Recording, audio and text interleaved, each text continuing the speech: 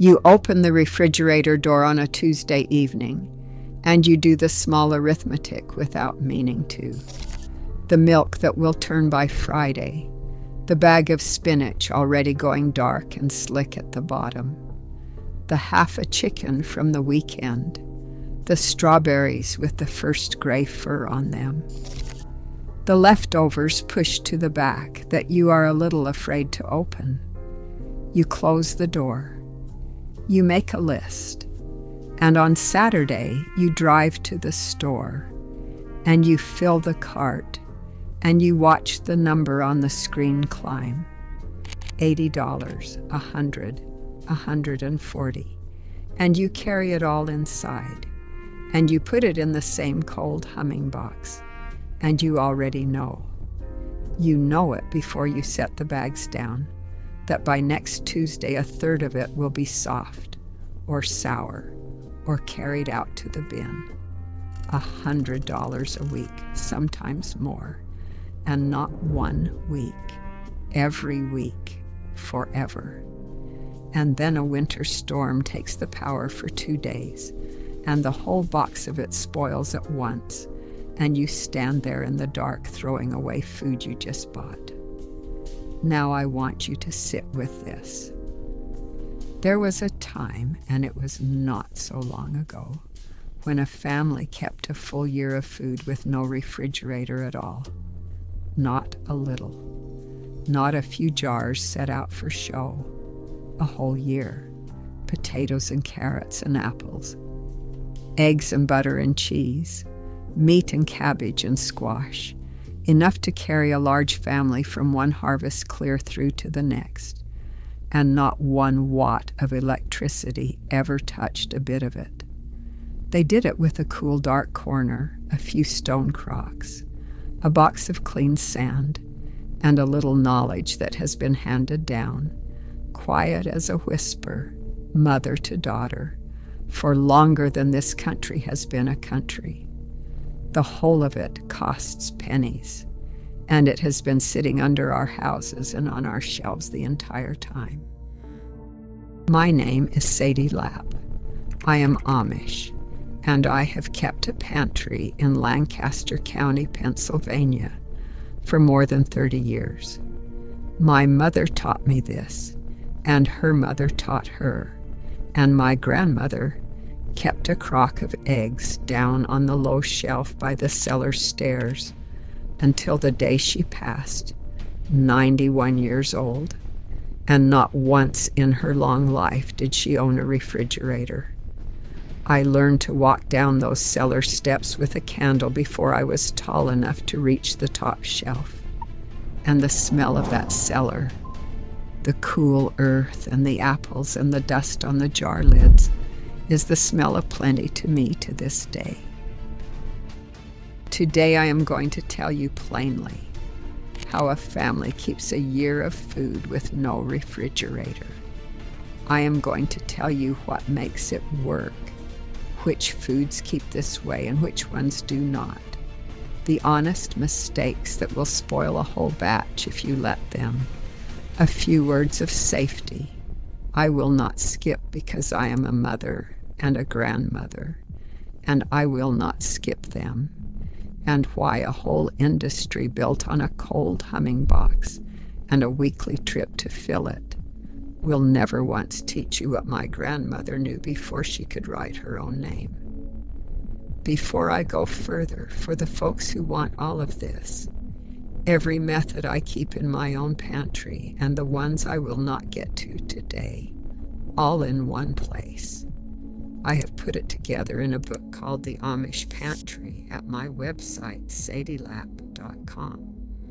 I will not push it again in the video. If you want it, it is there. Now let me tell you plainly what we are really doing, because once you see it, you cannot unsee it. Food does not spoil because of time. Food spoils because of 4 things, and only 4. Warmth, moisture, light, and air. That is the whole of it. Warmth wakes the little molds and the bacteria and lets them go to work. Moisture feeds them.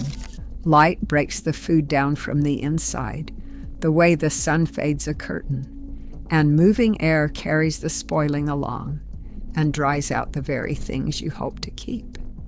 A refrigerator only fights the first of the four. It makes things cold. It charges you every month of your life to do it. And the day the power stops, it stops with it, and everything inside begins to die at once. But the old way fights all four at the same time, and it does it with no power at all.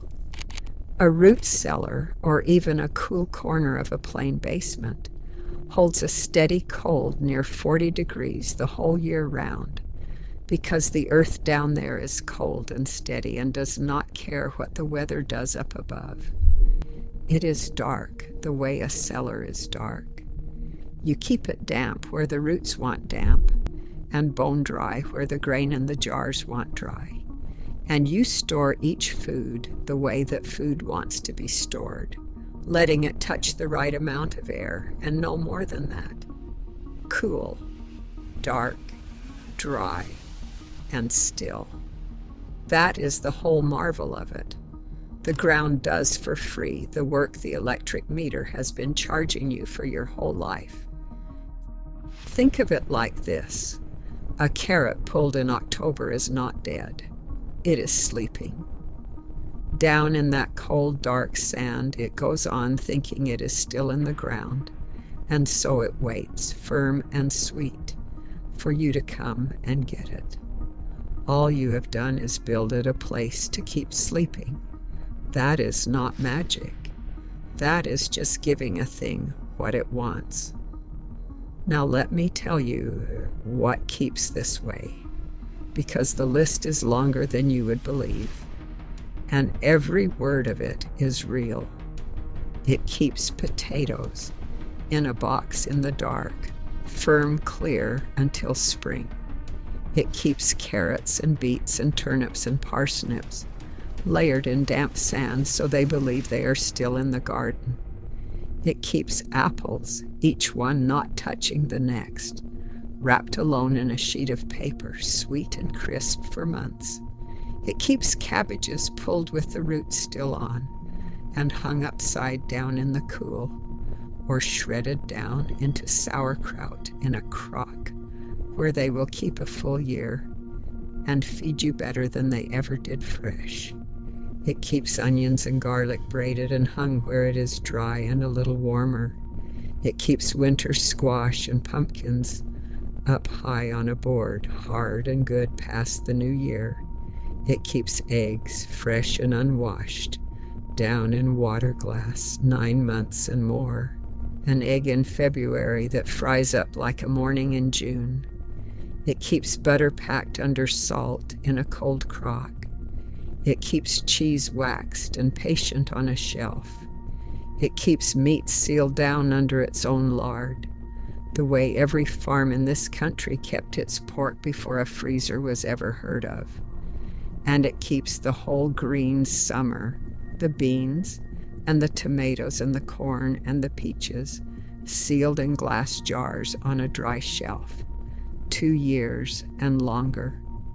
That is a long list, and I have every single thing on it in my own cellar right now, this very day, as I sit here and talk to you. Now let me be honest about the honest limits, because I will not let you believe this is magic and send you off to lose a whole winter's food. This does not keep everything.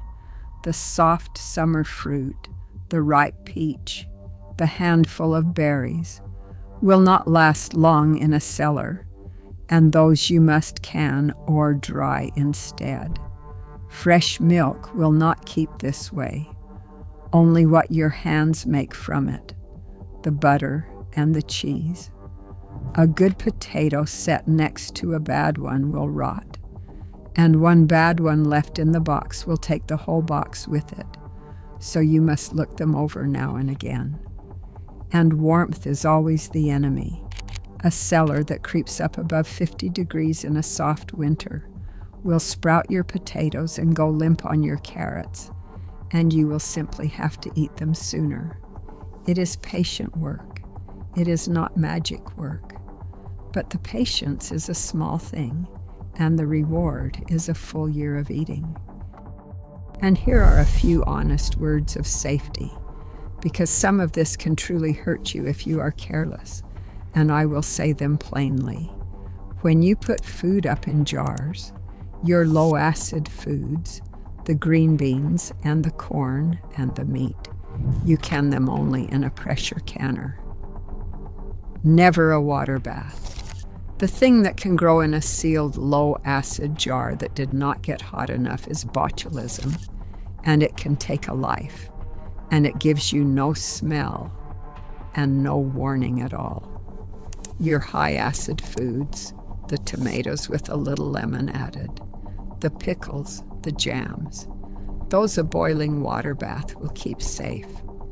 When you are in any doubt, you pressure can it, or you keep it cold in the cellar instead. And any jar that did not seal, any lid that gives when you press your thumb to the center of it, that jar goes in the refrigerator and gets eaten this week. You never trust it on the shelf. There are no shortcuts in that, and I will not pretend there are. Now let me show you exactly how I do it in my own house, so that you can do the very same in yours. For the roots, I take a wooden box or a clean bucket, and I lay down a few inches of slightly damp sand, plain builder's sand from any yard, a few dollars a bag. I set the carrots in so that none of them touch, and I cover them over with more sand, then another layer of carrots, then more sand, until the box is full, and every carrot is tucked in its own little bed. The beets and the turnips go the same way.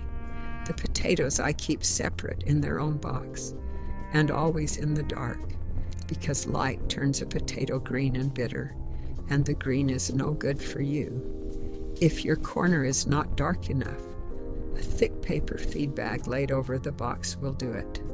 That box in a cool cellar will hand you a firm carrot in the middle of March.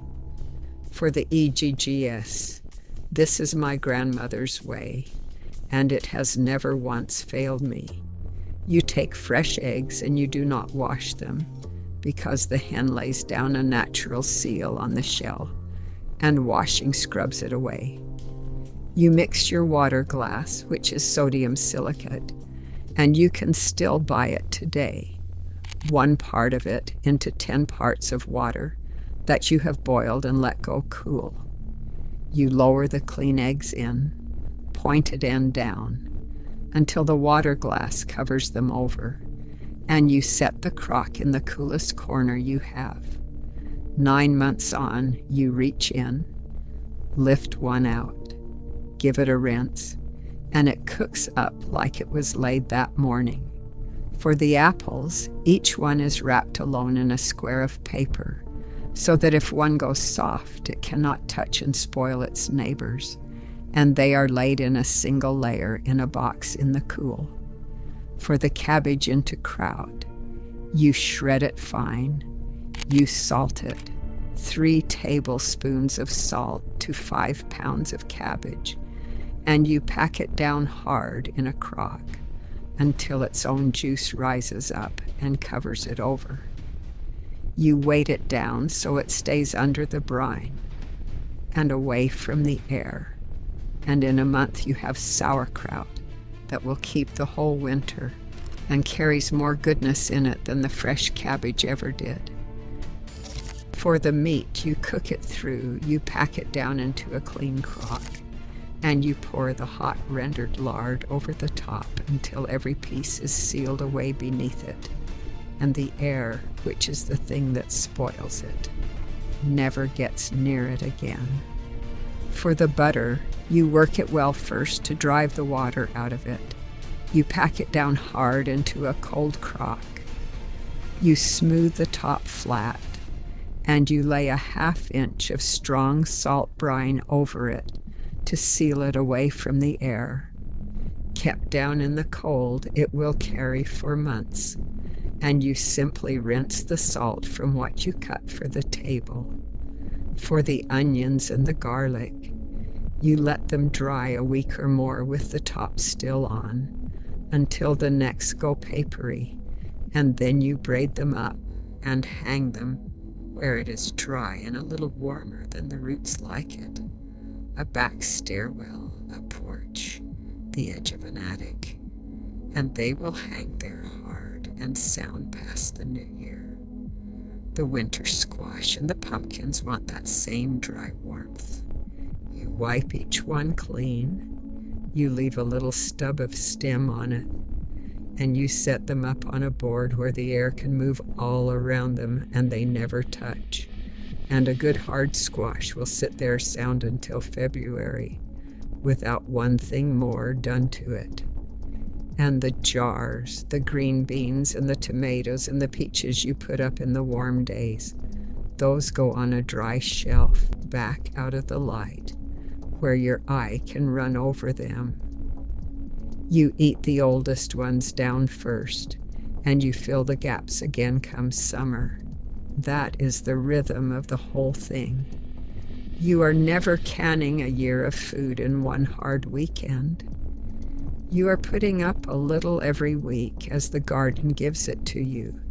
A few jars here, a box there, and the cellar quietly fills itself while you are busy living. And if you have no cellar at all, do not let that stop you, because a cellar is only a cold, dark place, and you can make one nearly anywhere. A cold north closet with the heat vent closed off will keep your jars and your squash. An unheated garage or a back porch will hold your roots through the coldest months. My own grandmother, in her first years, kept her carrots and her cabbages in a clean barrel, sunk down into the ground out past the garden, with a board and a bale of straw laid over the top against the frost, and it kept as well as any stone cellar ever did. You are not building a fine thing. You are only finding the cold that is already there, the cold the earth gives away for nothing, and putting your food into it. Now I want to take a moment, because this is the part that matters most of all. You may be wondering why. If a family can keep a year of food for pennies, nobody ever taught it to you. And I will not tell you. There is a villain in it. Some man in an office somewhere hiding the cellar from your eyes. It is simpler than that, and almost worse. There is no money in a cellar that feeds your family all winter for free. There is enormous money in a store you walk into every single week, and a cold box in your kitchen that runs on a meter day and night, and a truck that hauls the food 1,000 miles so that it can spoil in 6 days and send you back out for more. A jar you fill once and eat from in February cannot pay a stalker's wage. A box of clean sand cannot buy an advertisement. So nobody sells it to you, and nobody runs a commercial for it, and a whole country slowly forgets that keeping its own food was ever something a plain woman could do down in her own cellar. That is not a conspiracy. It is just how the money flows. The Lord gives the harvest. We are only asked to keep it. And the keeping was never the hard part. The forgetting was. So here is what I want you to do this week. Go and find the coolest, darkest corner of your house, the basement, the bottom of a north-facing closet, a crawl space under the floor, and set a thermometer there and watch it for a few days. If it sits down near 40 degrees, then you have a root cellar and you never knew it. Buy 1 bag of sand and 1 crock. Fill 1 box with carrots. That is all I ask. Start with one thing, and then tell me, down in the comments below, what your groceries have been costing you, and how much food you carry out to the bin in a week. The soft berries, the forgotten leftovers, the spinach gone to water in the bottom of the drawer. And once you have put up your first box, come back when the snow is deep and tell me what happened.